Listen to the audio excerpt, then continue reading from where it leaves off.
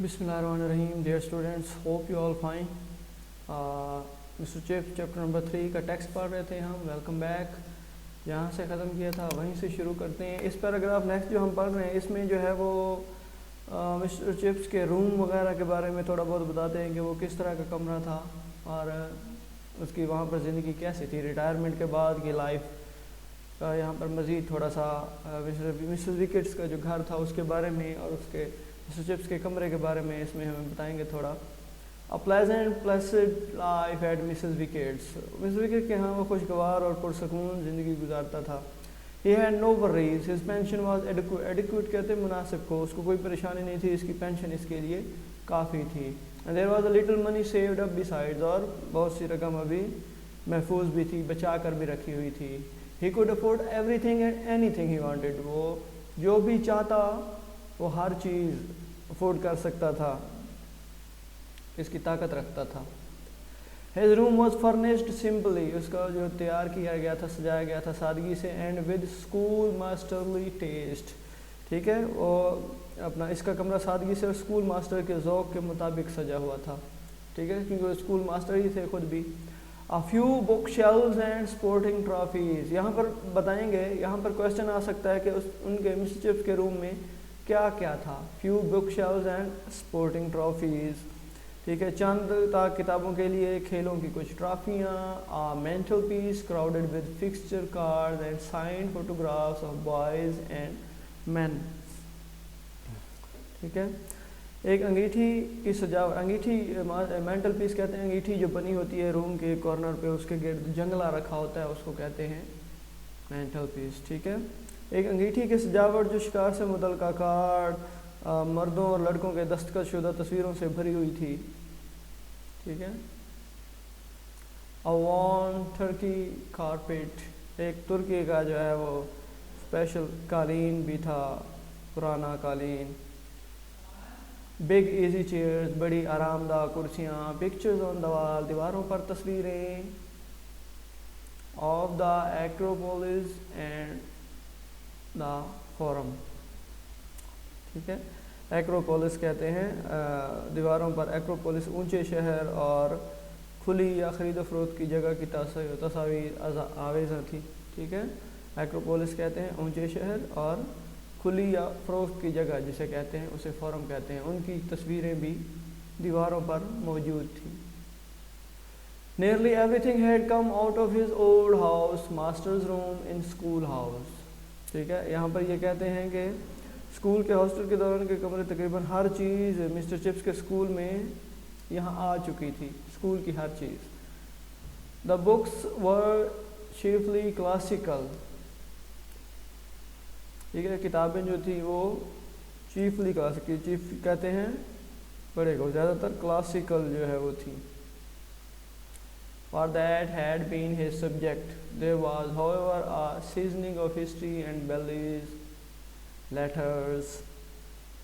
ठीक है, क्योंकि यही उसके पढ़ाने का मजमून था. ताहम इंसान को खुश करने वाले अदब का मुख्तलिफ़ किस्म का मसाला भी मौजूद था. There was also a bottom shelf piled up with cheap editions of detective novels. जो उसकी नीचे वाली शेल्फ थी वो जासूसी नावलों से भरी हुई थी. Chips enjoyed these. चिप्स इनसे लुत्फ़अंदोज़ होता था. Sometimes he took down Virgil or Xenophon and read for a few moments. ठीक है, बाज़ औक़ात वो एक रोमी शायर था विर्जिल, ज़ेनोफन एक यूनानी मुसन्निफ़ था, किताबें उठा लेता और थोड़ी देर के लिए पढ़ता था. ठीक है, ये कौन थे? वर्जिल और ज़ेनोफन. ज़ेनोफन और वर्जिल कौन थे? ये राइटर थे, इनकी किताबें शौक़ से पढ़ता था. ये भी क्वेश्चन आ सकता है कि वो वर्जिल और ज़ेनोफन उनकी किताबें ले जाता और शौक़ से पढ़ता. He was soon back again with doctor Thorndike और इंस्पेक्टर फ्रेंच. डॉक्टर थॉर्नडाइक या इंस्पेक्टर फ्रेंच. ठीक है, लेकिन बहुत जल्द वो डॉक्टर थॉर्नडाइक या इंस्पेक्टर फ्रेंच की तरफ वापस आ जाता. अब ये यहाँ पर क्या है, डॉक्टर थॉर्नडाइक और इंस्पेक्टर फ्रेंच ये कोई लोग नहीं है, ये नावलों के नाम थे. वो कहते हैं यहाँ पर हमें ये बता रहा है कि चिप्स जो है वो بعض اوقات سینوفون اور ورجل کی کتابیں پڑھتا اور خوش ہوتا تھا ان سے، لیکن وہ بہت جلد ہی ڈاکٹر تھارنڈائک اور انسپیکٹر فرینچ ناولز جو ہیں ان کی طرف واپس آ جاتا تھا۔ He was not, despite his long years of assiduous teaching, a very profound classical scholar. ٹھیک ہے، اتنے سالوں کی محنت اور پڑھانے کے باوجود وہ کلاسیکلی ادب کا اعلیٰ قسم کا عالم نہ تھا۔ Indeed, he thought of Latin and Greek far more as dead languages from which English gentlemen ought to know a few quotations than as living tongues that had ever been spoken by living people. وہ اب دراصل وہ لاطینی اور یونانی زبانوں کو زندہ لوگوں کی زندہ زبانوں سے زیادہ مردہ زبانیں خیال کرتا تھا، ٹھیک ہے، جن میں سے انگریز شریف لوگوں کو ان کے چند اقوال ذریعے جان لینے چاہیے، ٹھیک ہے۔ وہ گریک اور لیٹن کو جو ہے وہ کیا مردہ زبانیں سمجھتا تھا۔ He liked those short leading articles in the Times that introduced a few texts that he recognized. وہ جو ہے وہ The Time ناول جو تھا، The Time اخبار جو تھا The Times، ٹھیک ہے، اخبار ان کے مختصر اہم مضامین کو پسند کرتا تھا جو ایسے ضرب المثال متعارف کرواتے تھے جنہیں وہ جن چیزوں کو سمجھتے تھے۔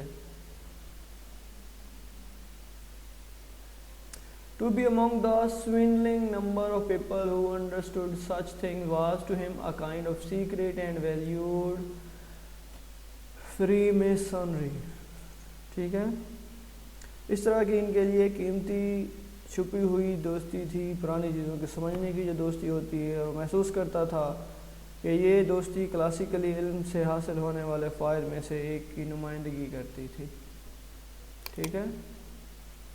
یہاں پر جو ہے وہ اس پیراگراف میں ہم کہہ سکتے ہیں کہ مسٹر چپس کے روم کو زیادہ تر بیان کیا گیا ہے کہ مسٹر چپس کا روم کس طرح کی تصویروں سے سجا ہوا تھا، سپورٹنگ ٹرافیز تھی، نیچے والی شیلف میں کیا تھا، اور اس کے علاوہ کون سی چیزیں پڑھتا تھا، ورجل اور سینوفون کو پڑھتا تھا، زینوفون، اور جلد ہی وہ جو ناول ڈاکٹر تھارنڈائک اور فرینچ انسپیکٹر فرینچ کی طرف واپس آ جاتا جو ناولز کے نام تھے۔